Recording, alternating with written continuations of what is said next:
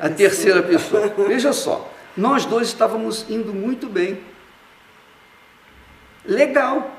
A gente estava se entendendo legal. Poxa, muito bacana. E eu não queria filhos. Pelo menos durante 5 anos. Porque nas minhas condições, naquele tempo, não dava para ter filho. Então a gente, era eu e ela e eu. A gente estava muito bem. Aí, sem querer, você chegou. Pronto. Aí já entrou um terceiro elemento entre nós dois. Para dividir o tempo. Aí já começou, ou já começaram os problemas. Né? Aí já começaram os problemas, porque como eu era infantil, apesar dos meus 27 anos, eu era muito infanto-juvenil, digamos assim. Era mais para juvenil do que infantil. Então, ficou difícil, ficou complicado. E ela também, enfim, dedicando a você, aí nós tivemos momentos assim... Você ficou isolado. Como que eu diria? Aquela ciúmes. Adaptação. Ficou com um pouquinho de ciúmes, né? Por que não? O senhor sempre fala que a base do sucesso do seu trabalho e da igreja está no casamento, do senhor e da dona Esther. O que o senhor tem a dizer a respeito disso, no sentido de casamento como base do sucesso para as pessoas, para qualquer pessoa? Só quem usa o raciocínio, só quem é inteligente pensa assim. Porque se nós temos um casamento sólido, nós temos condições de construir qualquer coisa. Porque o casamento é a base de uma sociedade. São os fundamentos de uma casa. Os fundamentos de uma casa são as sapatas. Então, quando elas estão firmes, na rocha, então pode-se construir a casa ou o edifício com quantos andares quiser. Porque se você está bem com a sua esposa, você está bem consigo. Se você está em paz consigo dentro da sua casa, você tem forças para ir lá fora e lutar e conquistar. Você sabe que o homem sempre foi um provedor, o conquistador, o caçador. Ele que supria a necessidade da mulher.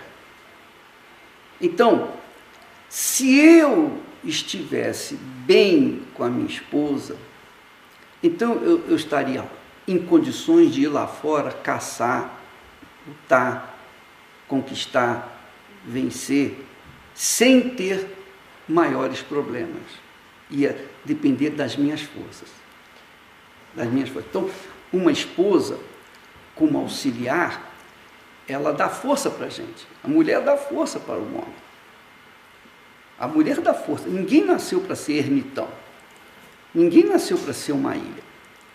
Então, eu via no referencial dos meus pais uma casa, um lar, uma família, uma estrutura, uma célula da sociedade, uma célula saudável da sociedade. E essa célula foi estendida no meu casamento, no nosso casamento. Então, imagine o contrário. Vamos raciocinar de forma contrária.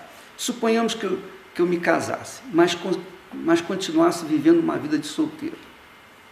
Então, eu iria arranjar mulheres lá fora, provavelmente iria arranjar filhos. Como é que ficaria isso? Se um filho do nosso amor, já me causava problemas no nosso relacionamento, imagine filho de outra mulher. Você pode entender? Então, a pessoa vive um inferno. Quem, por exemplo, casa e vive como se fosse solteiro, vai viver um inferno. Vai viver um inferno, porque vai ter que administrar os problemas em casa e vai ter que administrar os problemas lá fora. E vai ter que administrar o problema entre ela e as outras. Olha só que inferno que a pessoa vive. Então, gente, ninguém aguenta essa questão de inteligência, de razão. Quer dizer, as pessoas que andam pelo sentimento, que andam pela emoção, se entregam às paixões. E aí, o que nós temos? Nós temos uma sociedade destruída, nós temos uma sociedade revoltada, nós temos filhos revoltados, nós temos filhos que estão aí jogados na rua, etc. Então não dá certo. Então nós temos um mundo caótico.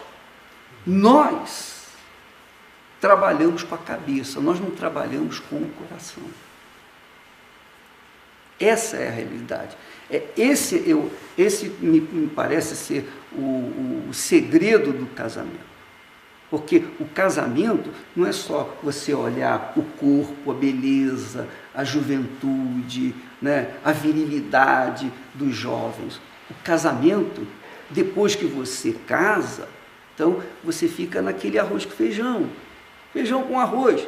Então, toda aquela beleza, toda aquela suntuosidade, digamos, aquele, como se diz? A expectativa, né? Não, todo aquele, como eles dizem aí, romance, glamour. Não, glamour, é isso aí, glamour. Todo aquele glamour, tal, aquilo acaba. Acaba no dia da lua de mel, acabou ali, ó, aí começa arroz com feijão. Feijão com arroz. Aí começa aquele negócio. Eu me lembro uma vez, quando eu fui convidar uma colega de trabalho para o meu casamento, ela falou, Edi, você é muito novo. Por que você vai se casar?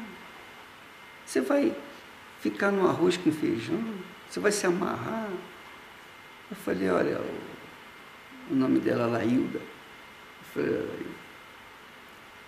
eu gosto de arroz com feijão. Muito. Eu fui criado com arroz com feijão. Então, para mim pode faltar tudo, mas o arroz com feijão tem que ter. E eu estou com 67 anos, e continuo gostando de arroz com feijão. Não é legal isso?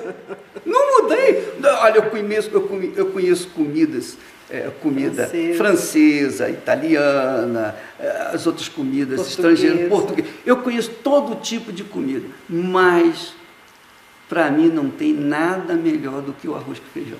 Ele é a base. E é bem brasileiro. Não, é brasileiro, português, seja lá o que for. Desde que esse arroz e feijão sejam de acordo com o que eu gosto, como eu gosto, o arrozinho, a papinha e o feijãozinho, né, aquele inteirinho, mas com caldinho grosso, poxa, arrebenta.